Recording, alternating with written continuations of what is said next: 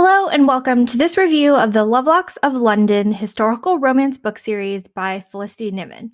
I'm Olivia, your new favorite resource for book recommendations you can easily screenshot, and you're watching Random Olive Reads. So, first up, we have a series overview. This series includes 3 full length novels and 1 prequel novella. They are all based around the Lovelock family, who are wealthy but not titled. We start with When Ardor Blooms, which is the prequel novella that is available for free at the author's website. So, the Lovelock family is recently out of mourning for their father, who had long been ill. The eldest daughter, Mary, is making her debut into society, and the rumors are buzzing about her wealth. So, we have David, who is a pretty serious, adheres to society rules, a sort of viscount, and he's looking for a wife from nobility.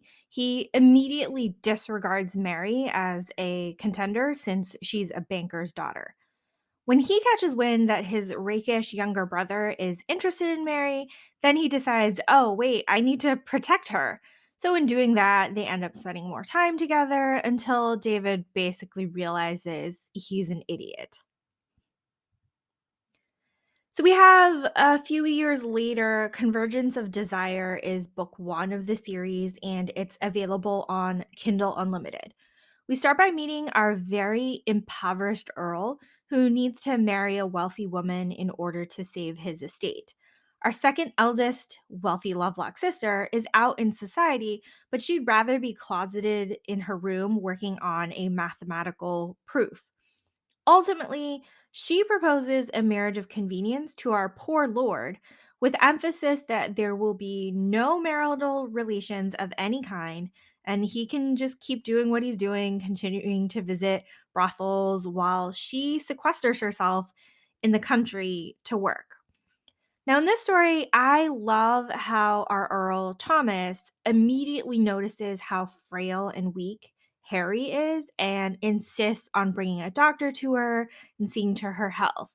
He makes sure that she eats, she walks, she gets a sunlight. It really is like a slow burn build to their friendship, and he is like the ultimate caretaker. And they are both completely baffled by how much the other person means to them. And this book really does have delicious payoff. I mean, the last third of it will definitely have you tearing up. Book 2 of the series is Clandestine Passion and also available on Kindle Unlimited. This one has the romance between the best friend of the Earl from the past book and the stepmother of the Countess. So the timeline here overlaps a lot with the first book as well, and there are going to be a few points where they will cross paths. So, Catherine, our widowed stepmother, is attracted to James almost immediately, but trying very hard to avoid feelings of lust. Something to do with her past, feeling shame over her desires, etc. James is also immediately attracted to Catherine, but he's busy playing the part of a drunken bachelor so he can play spy and go on covert missions. They sort of keep crossing paths because James's target is also Catherine's suitor. And finally, they end up spending the night together in an inn, and she's highly resistant to any sort of relationship because of her past as an actress, her being 17 years older than James, and James being a Duke's heir. Catherine's stubbornness and shame throughout the story wasn't really my cup of tea, but I really enjoyed James's ardent pursuit of her. And I also love a fake rake who plays the drunkard, but really is totally sober. Finally, we have A Perilous Flirtation. This is the third and final book of the series. You can also get this on Kindle Unlimited. In this book, our youngest sister, Arabella, has met Dr. Alistair Andrews, our doctor friend from book 1, once for like 10 minutes. And they are both instantly smitten with each other. The trouble is that the good country doctor thinks he's not good enough for the young and pretty heiress, so he does not make a move at all, whatsoever. They meet for 10 minutes and they have not seen each other since.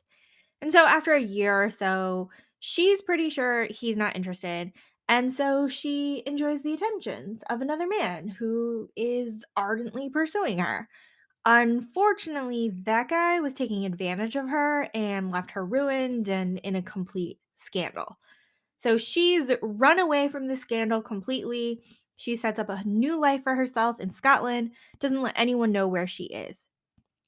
Meanwhile, in this time, Alistair finally works up the nerve to ask after Arabella, and our dear Harry from book one and Arabella's older sister tells him that she left them all after the scandal.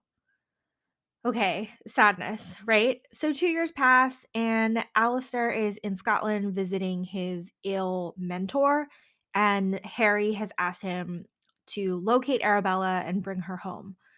So once he finds her, we've got a whirlwind road trip, snowstorm, shelter at a fancy lord's home during a winter house party, and then pretending to be married to preserve their reputations. I mean, really, what could go wrong?